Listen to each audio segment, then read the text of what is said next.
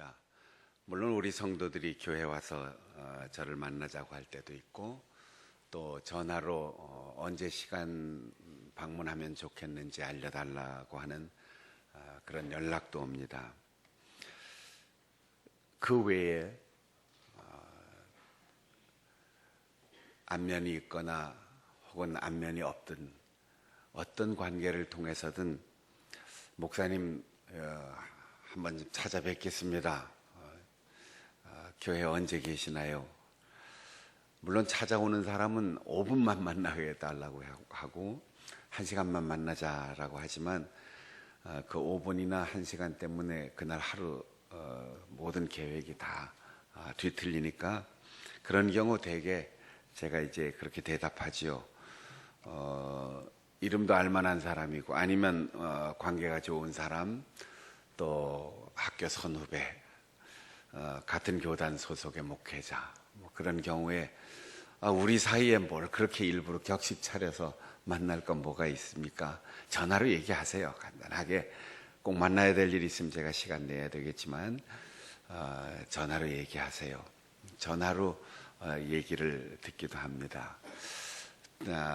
오랜만에 전화가 오는 것이든 아니면 전혀 제 전화번호에 입력되지 않은 그런 분들이 전화를 하건 아니면 그냥 잘 지내시는지 안부 인사를 하는 경우, 그 어떤 경우도 대부분 일상적 만남이 아니고 목회나 혹은 선교지 그런 상황에서 어려움이 있어서 경제적 도움을 요청하든지 아니면 지혜를 빌리든지 아니면 마음의 위로를 얻고자 하는 여러 가지 요구들이 있습니다. 만나고 싶다, 얼굴 좀 보자, 얘기 좀 하자, 밥 한 끼 먹자, 차 한잔 하자.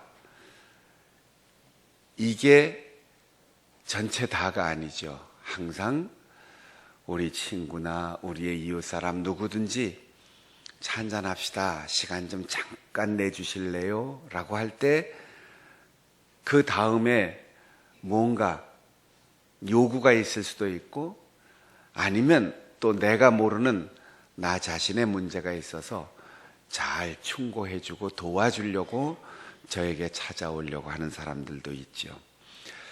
누구든지 만나고 얘기하고 시간을 내달라고 하는 이유는 뭔가 목적이 있기 때문입니다. 좋은 목적, 또 그렇지 않은 목적, 이기적이건 이타적이건 아니면 서로 관계가 있든 없든 목적이 없는 방문,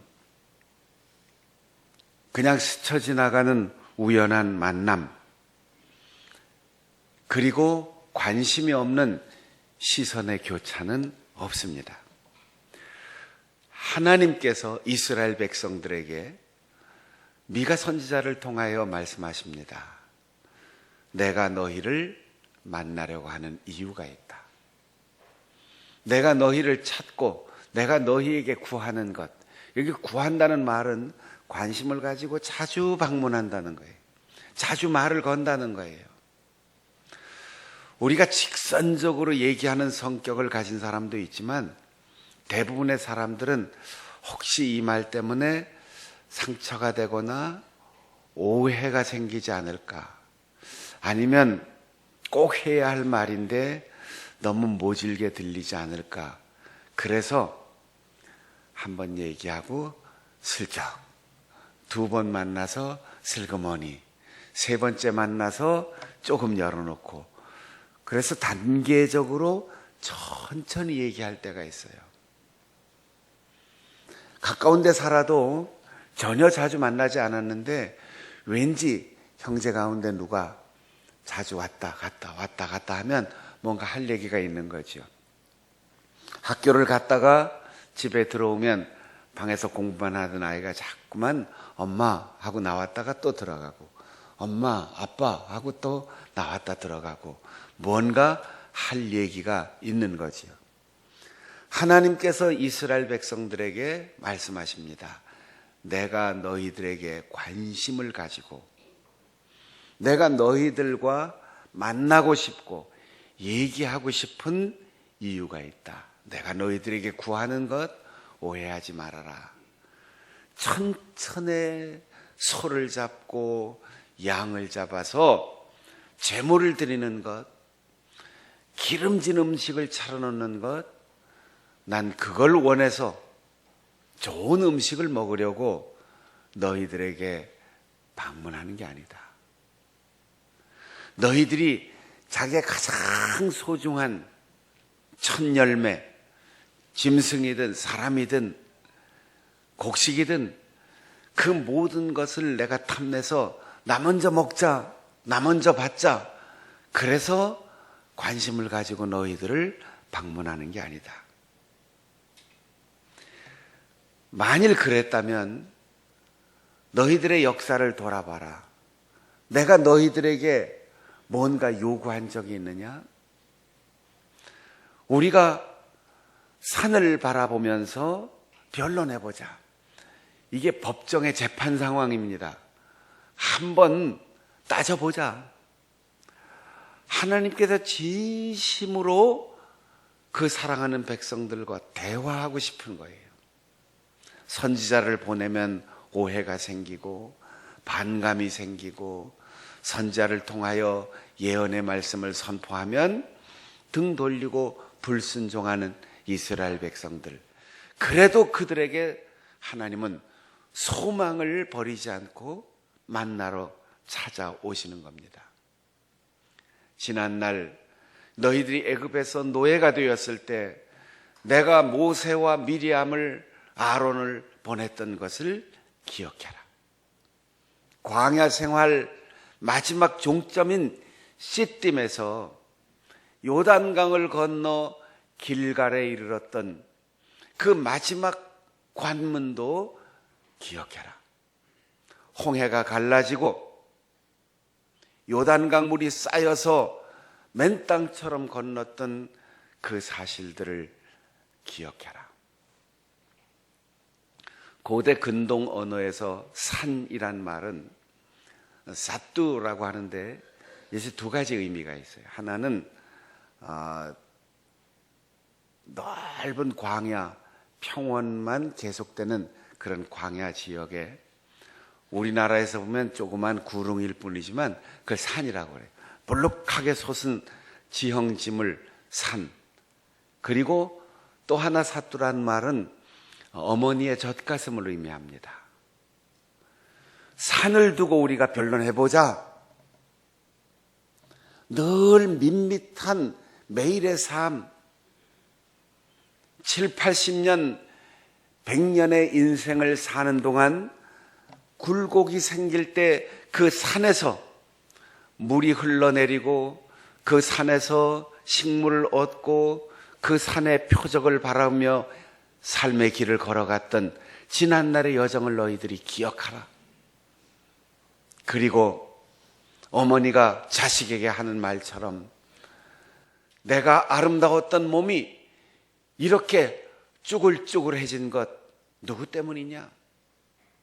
내 아름다웠던 가슴이 이렇게 벽처럼 주저앉은 것 너희들을 기르느라고 내가 이렇게 내 몸을 다 너희들에게 주었지 않느냐? 변론해보자. 너희들이 정말 어머니의 젖가슴에서 이렇게 자란 것처럼 내가 제공하는 호렙산에서, 시내산에서, 가나안 땅에서 이 역사를 지속해 왔는데 내가 너희들의 것을 탐낸 적이 있느냐? 내가 너희들을 아프게 한 적이 있느냐? 내가 너희들에게 준 것이 부족한 것이 있느냐? 내가 너희들에게 예물을 요구한 적이 있느냐? 누가 자식에게 나에게 갖다 바쳐라 이렇게 얘기하는 어머니가 있겠습니까? 주고 또 주고 주고 또 주는 것, 그것이 어머니의 마음이듯 산을 바라볼 때 어머니의 가슴을 기억하듯 아버지이신 하나님을 기억하라는 거죠. 명절 잘 지내셨습니까? 명절 때 웃은 얘기가 있었답니다. 어느 시골일 고향인데 아들네 가족이 시골 고향에 내려갔다가 올라오는 길에 서울에서 잘 사는 자식들이라도 고향에 가면 아버지 어머니가 왠지 더 경제적으로 어려워도 선물을 주고 싶은 게 부모의 마음이잖아요. 그러니까 뭘 싸고 담고 해서 보따리 이렇게 주는데 며느리는 그게 싫은 거예요. 아우, 이 시골 거 이걸 먹어야 되나? 서울에 가면 최고 좋은 거 많은데 그냥 돈이나 주시지 뭘 그렇게 싸주시느라고 귀찮은 거예요. 며느리하고 어머니하고는 식성이 달라요. 아들하고는 식성이 같지만 그래서 주는 것도 좀 조심해야 되는데 그래도 받아가지고 와서 이웃하고 나눠 먹어도 좋고 안 먹으면 또 좋은 일 하면 되고. 근데 며느리가 이게 싫어가지고 오다가 고속도로 휴게실에서 쓰레기통에다 갖다 집어넣었더라고요. 올라오다가 전화를 받았어요. 애미야, 그거 잘 가져가지? 예. 그 보따리 속에 내가 돈도 넣어놨다. 그래서 고속도로 톨게이트 나와가지고 다시 되돌아가서 휴게소에 가서 쓰레기통을 뒤졌는데 쓰레기를 치우는 아줌마들이 보따리가 있으니까 뭔가 하고 풀러봤다가 돈까지 있으니까 착하면 알잖아요. 그만큼 인생을 산 아줌마들이 이건 찾으러 오겠구나 하고 보따리를 딱 보관하고 있다가 며느리가 보따리 찾으러 왔을 때 앉혀놓고 아주 혼을 내서 보따리를 돌려줬다는 얘기인데, 여러분, 아버지 어머니의 사랑은 촌스러운 것이든 아니면 투박한 것이든 맛이 있는 것이든 없는 것이든 자식에게 주고 싶은 거예요. 그게 무슨 범죄도 잘못도 아니잖아요. 식성이 좀 다를 수도 있고 1년에 한두 번인데 어머니가 원하는 것은 내 남편이 아닌 어머니의 아들을 그 어린 시절에 먹었던 것 한 번 더 먹여주고 싶은 게 어머니의 마음이죠. 하나님께서 이스라엘 백성들을 찾아오시는 이유는 오직 너희가 정의를 행하며 하나님이 이스라엘의 행복을 위하여 계명을 주셨습니다. 여러분, 우리나라의 국가 헌법이 있어요. 지방자치 조례가 있어요. 갖가지 대통령 훈령이나 행정부의 규약이 있어요. 그 우리 국민들 불편하게 하려고 법을 만들었을까요? 우리가 서로 이기심을 버리고 양보하고 질서를 잘 지켜서 우리나라가 행복하게 살게 하려고 법이 있는 거예요. 나만 생각하면 다른 사람의 피해를 입게 돼요.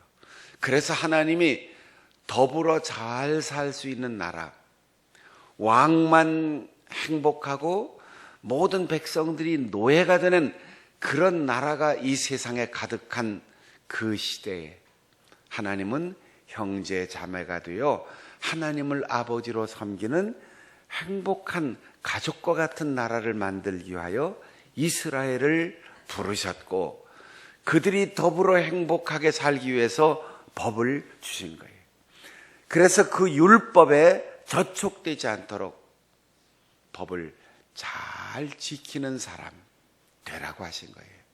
여러분, 우리가 가장 부드럽고 모범되게 사는 사람을 가리켜 뭐라고 말합니까? 법관이라고 합니까? 변호사라고 합니까? 검사나 경찰이라고 합니까?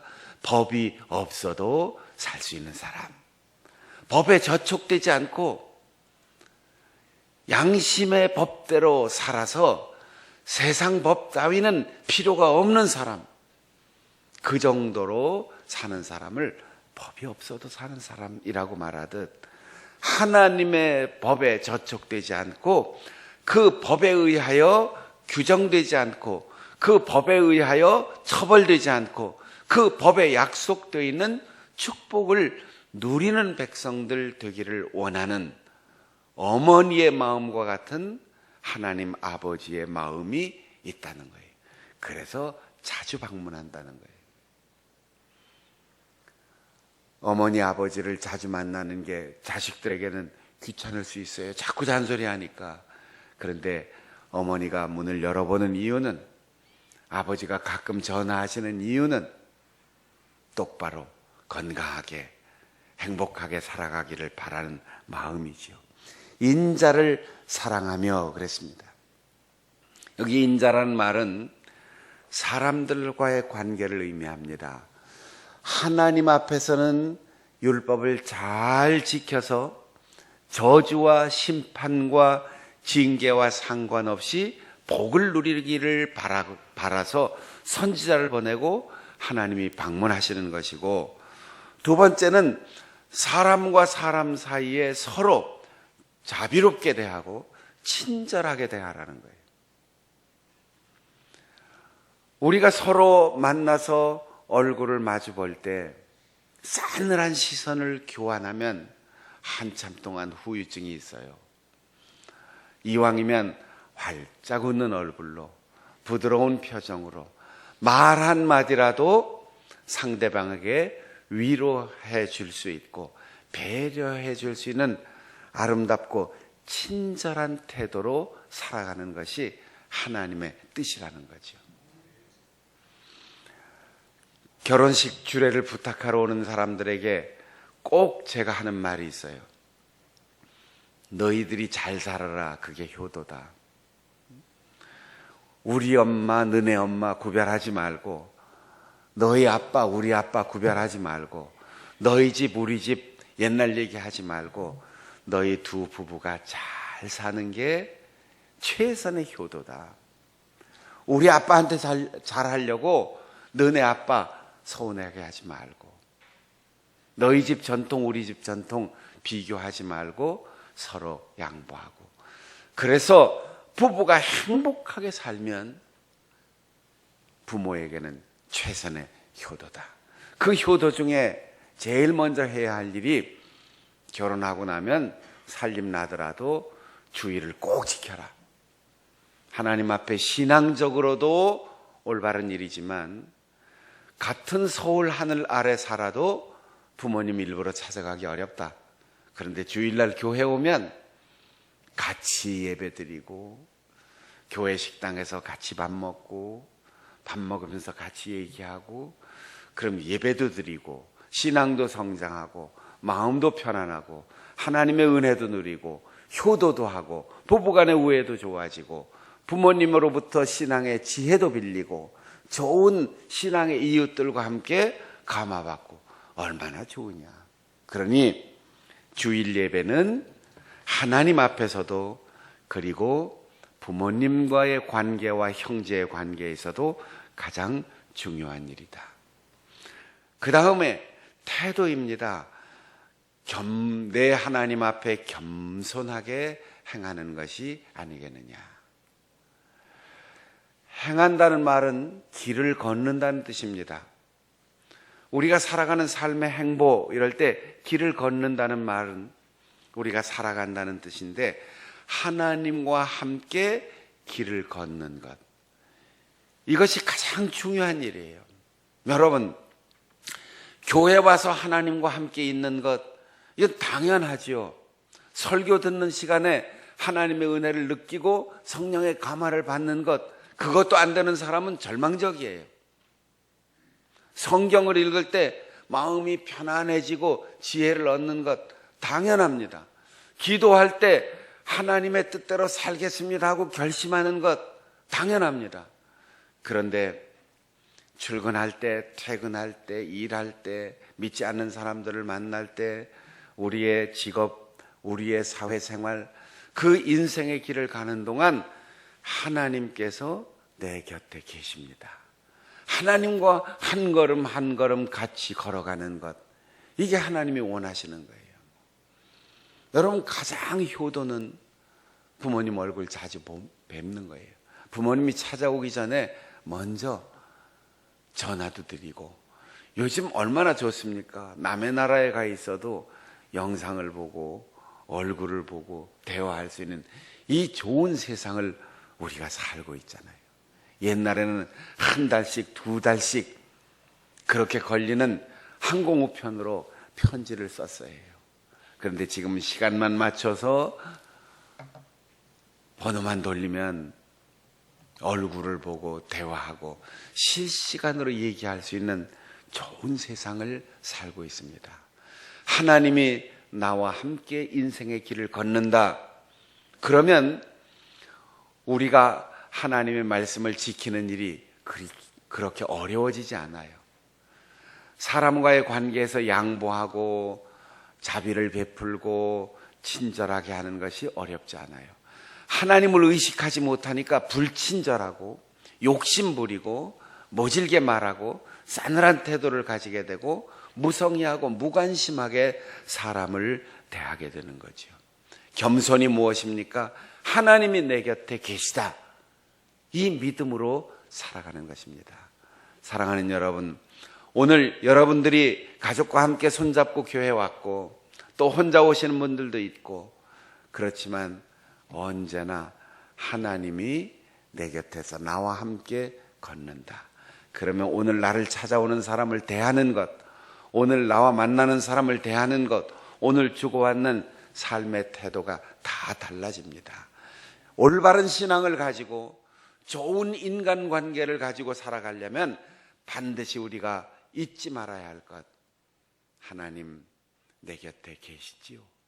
나도 하나님과 한 걸음 한 걸음 동행하겠습니다. 산상수훈에서 주님께서 팔복을 말씀하셨습니다.